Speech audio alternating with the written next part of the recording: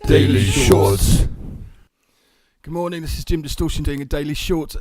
I was talking to someone this morning about the level of violence that's rising in the streets around by us. There was a guy who's been shot and another set of kids were running through a chip shop. One had a knife, one had a baseball bat. Friends of mine's children picked on the park to such an extent they're beaten up, and was wondering what's the cause of that. And then it made me sit back and go, well, hold on. I only know about one of these things through social media, and also I only know about some of these other things through social media, and also, you know, my absorption of information constantly. I am constantly on my phone. I'm constantly looking to see what's happened next. People are giving me little bits of information out of their own lives into my front room, as it were, or wherever I'm sitting.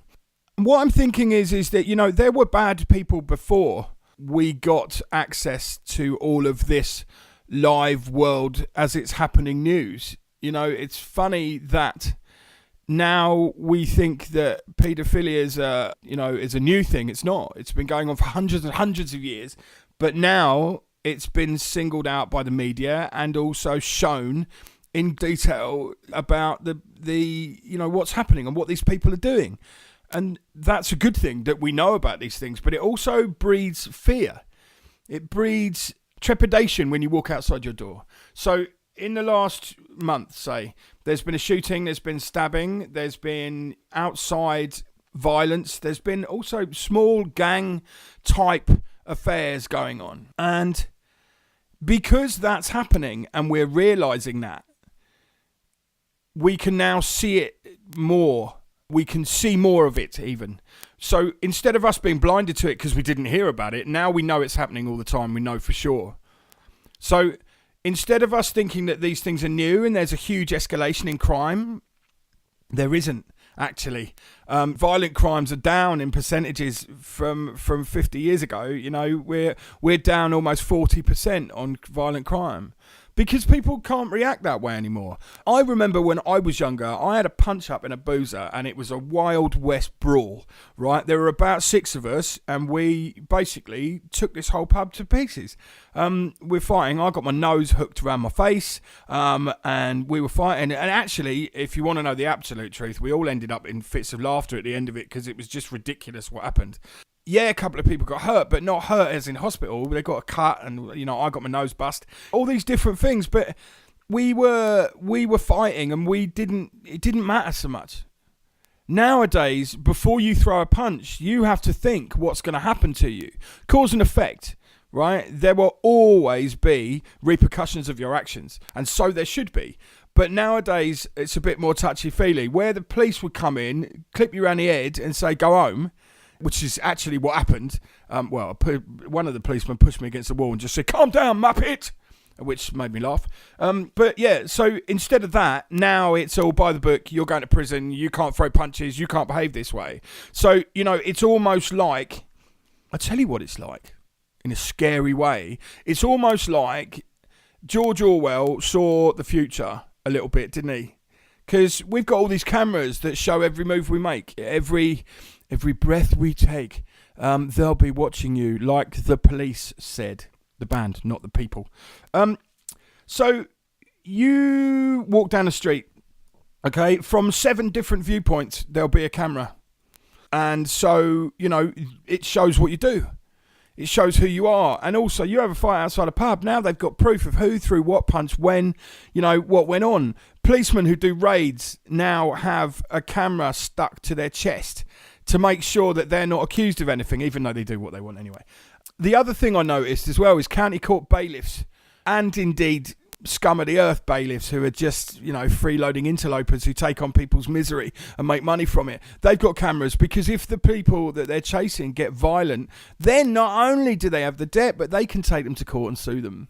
Because that's the world we're living in. It's a nanny state. So George Orwell with his cameras and his telling you how to think, media spoon feeding you, it's kind of all happened. And that's a bit scary because that was supposed to happen in 1984. And I suppose the start of it was the end of the 80s, early 90s when all the cameras started coming in. I'm not saying it's a bad thing that we know all these things. and that people can see us, because to a certain degree that makes you safe. But everyone I know who's ever had a fight or somebody do something bad to them, there's always a story where it's not on camera or we weren't recording or something, because it doesn't quite fit though. It seems a little bit frustrating that you have these cameras everywhere, yet that, it was just out of sight when it happens to you. I mean, I know that sounds a bit victim-like, but it's true. I mean, I've never been in a position where I've needed a camera. I mean, if I've ever had a problem, I've dealt with it. And to be honest, if anyone's had a problem with me, they've come to me and they've dealt with it. Or they've sat in their bedroom sucking their teeth over old vomit. You know what I mean? If you're that pathetic, you can't deal with your own problems, then give up, mate. But what I think I'm saying is there aren't more paedophiles now than there were. They're just well publicised. They aren't more violent crimes or stabbings, especially back in the 70s and the 80s. Violence was rife, mate. Everyone was off doing capers left, right, and centre because there weren't any cameras. There weren't anything. You go and rob a post office with a balaclava on. 9 times out of 10 you got away with it, unless you're stupid enough to have left your name or the balaclava or a note from your mum on the post office floor. Nowadays you can't do it. There's too much security, and good rights, so there should be. But don't be afraid of the world you live in. Yeah, there's bad things, but there's always been bad things. Now, as well, don't forget that the media spoon feeds you what they want you to hear. The society living in fear is a lot more controllable than one that's empowered and able to find a direction to put their energies into. God, imagine if we all thought the same and rose up against the government. I'm not inciting riot, but the power of the people is a very true thing. It's a very powerful being. And if we're not worried about what's going to happen to us outside, and we're not worried about, what's going to happen to our nan, and is everything going to be all right? Because I can tell you this now, 9 times out of 10 it works out. Yeah, I can't tell you tomorrow's going to be all right. I can't tell you that the world's going to be a better place. What I can tell you is, with all this access to knowledge and media and information, you're educating yourself in such a way that you can educate yourself into a world of fear and paranoia. So if I were you, I'd remember this, if nothing else. All these bad people have always been here. They're just better publicised. Jim Distortion doing a daily short. You can find us on Instagram. Distortion's got issues. Also on YouTube very soon. All of these will be up there, and I'm going to move from Podbean to YouTube completely. So keep your eyes out for that link. If you like this daily short, please share the links, tell people, because we need this to grow so we can do bigger and better shows. Have a good day.